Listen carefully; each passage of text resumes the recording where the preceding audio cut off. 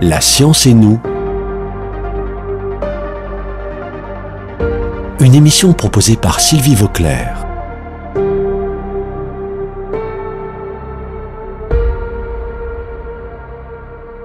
Je suis à nouveau aujourd'hui avec Geneviève Garguir qui nous a parlé la semaine dernière de son expérience dans le suivi des cosmonautes qui sont partis sur des vols soviétiques puis russes, et elle nous a raconté l'ambiance des relations franco-russes.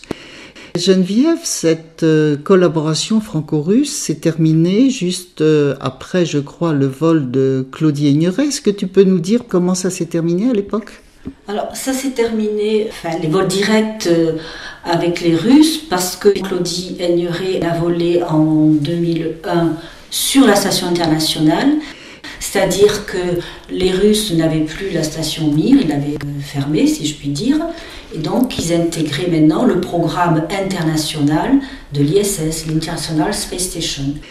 Et dans le programme ISS, donc de la station internationale, les partenaires de la station internationale, il y avait les Américains, il y avait l'Europe, c'était pas la France, c'était l'Europe qui était représentée par l'ESA, l'Agence spatiale européenne, puis le Japon et le Canada. C'est ça, c'est intéressant de bien comprendre que cette collaboration franco-russe dont tu nous as parlé était vraiment franco-russe, c'est la France, oui, et pas l'Europe. Et ensuite, c'est devenu une collaboration européenne à partir du moment où il y a eu la Station spatiale internationale. Exactement, voilà, c'est la Station spatiale internationale qui a redistribué les cartes, si je peux l'exprimer comme ça, qui a effectivement mis en place de nouvelles règles de coopération entre les différents pays, quoi. Et toi, tu étais chef de la division des vols habités au CNES, oui. Et donc tu avais des projets à la fois, déjà avec les Russes, on en a parlé la semaine dernière, mais aussi à partir de l'ISS avec les Américains, la NASA et par l'intermédiaire de l'ESA aussi, l'Agence spatiale européenne. Alors la coopération avec les Américains a démarré avant l'ISS, hein, parce que par exemple, quand il y a eu le vol de Jean-Luc Chrétien, donc en 82, soit sa doublure, Patrick Baudry, évidemment, n'avait pas volé côté russe.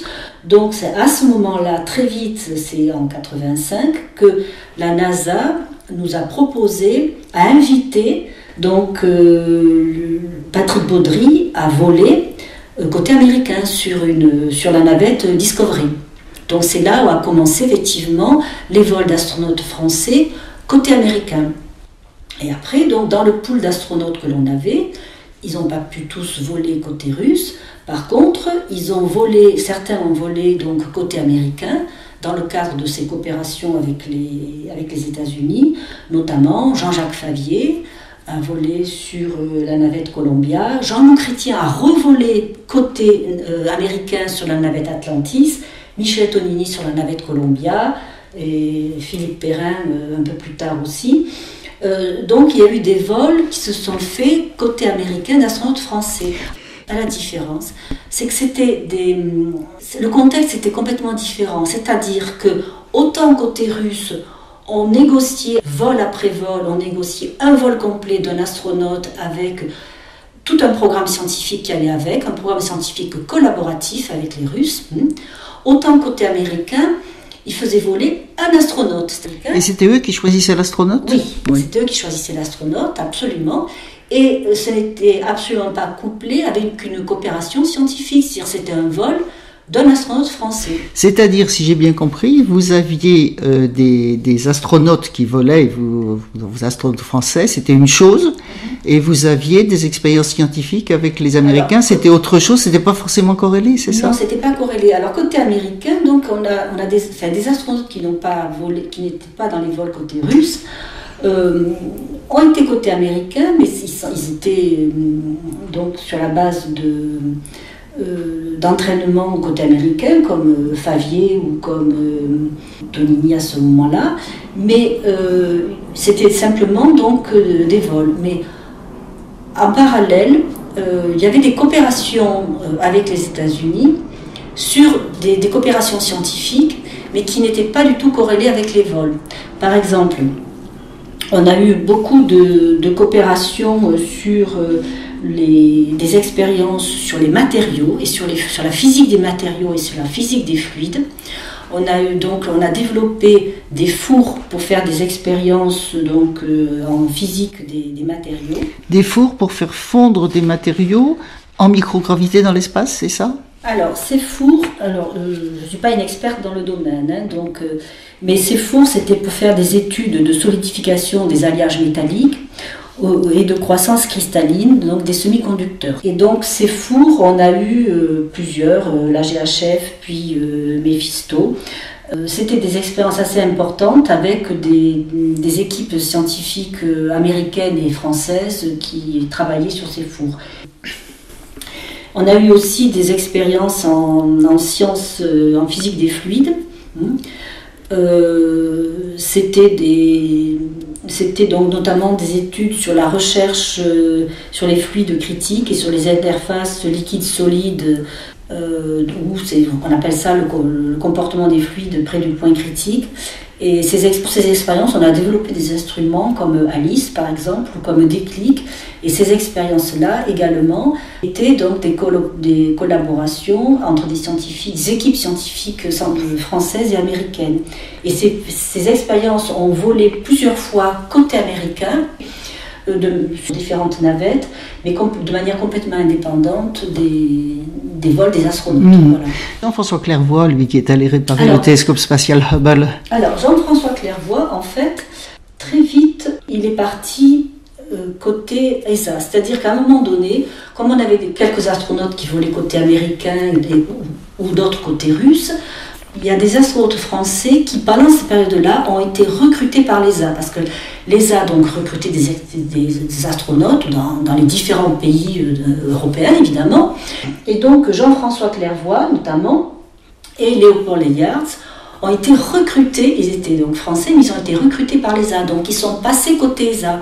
Donc quand ils ont volé, ils ont volé côté américain, donc sur la navette, mais sur des contrats ESA. Et ils ont fait des vols très très importants. Jean-François Clairvoy a été un astronaute qui a volé 3 fois, qui a fait des sorties extravéhiculaires, qui a fait vraiment des choses magnifiques, et notamment la réparation du télescope. Oui, parce que le télescope Hubble, c'est quand même très spécial. C'était un télescope, maintenant c'est fini ces missions-là, mais c'est un télescope qui avait une maintenance technique et des réparations sur place en vol. C'était quand même extraordinaire, ça. Et pour ce type de vol, effectivement, c'était la NASA qui choisissait les astronautes et qui les formait. Et maintenant, à notre époque, alors Thomas Pesquet, par exemple, c'est toujours pareil, alors, ou c'est un peu différent? Maintenant, de toute façon, depuis 2002, on n'a plus d'astronautes CNES. Les astronautes français, ils sont des astronautes ESA, des astronautes européens d'origine française, mais des astronautes européens. Là, donc, ce sont des missions qui sont entièrement pilotées par l'ESA. Donc le CNES n'a plus de rôle dans le pilotage de ces missions-là, sur la station spatiale. Je voulais rajouter une chose quand même. Ce qu'on en a retiré, qui existe encore à l'heure actuelle, c'est la notion des USOC. La notion de quoi tu dis? Des USOC. User Support Operational Center. C'est les centres de support opérationnel. C'est ce qu'on appelle le CADMOS au CNES. Ça, c'est un concept important parce que j'en ai pas parlé du tout, mais j'ai dit effectivement que côté russe, tout le suivi des vols se faisait depuis le TSUP, c'est-à-dire le centre de contrôle à Moscou, mais en parallèle, en fait, alors ça remonte à pas mal de temps, ça remonte en 89, l'ESA a lancé un appel d'offres européen pour le développement des USOC. Les USOC, c'est des centres de support opérationnel. Et c'est un appel d'offres européen. Donc, le CNES a répondu à l'appel d'offres, de même que les Allemands et les Italiens. Et on a donc pu développer un centre de support opérationnel que nous, au CNES, on appelle le CADMOS, qui est à Toulouse. En Italie, ça s'appelle le MARS, ils l'ont appelé le MARS. Et en Allemagne, ils l'ont appelé le MUSC, voilà, mais c'est des centres opérationnels et qui servent donc au suivi opérationnel des vols. C'est-à-dire que maintenant encore, ces centres fonctionnent, que ce soit bien en Allemagne, en Italie ou en France ou au CNES. Et donc, quand il y a des missions spatiales sur lesquelles on a des expériences scientifiques, on peut suivre ces missions depuis ce centre opérationnel et on les suit en temps réel. Voilà.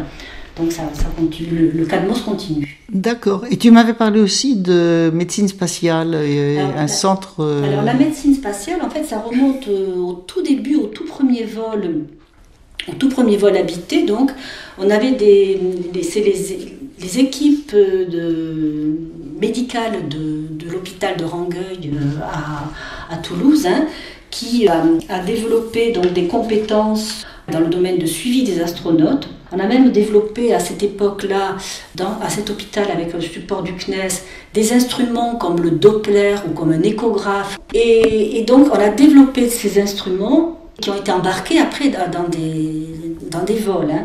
Alors le MEDES, lui, a continué à avoir une compétence dans la préparation des astronautes, mais surtout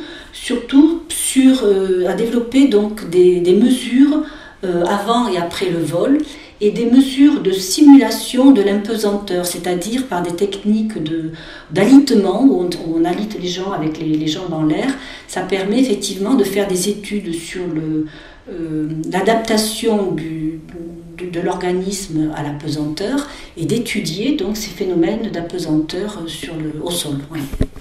Donc il y a bien des conséquences en France et pour l'avenir de toutes ces expériences de missions spatiales. Et donc, on ne sait pas comment ça va continuer au-delà de l'ISS.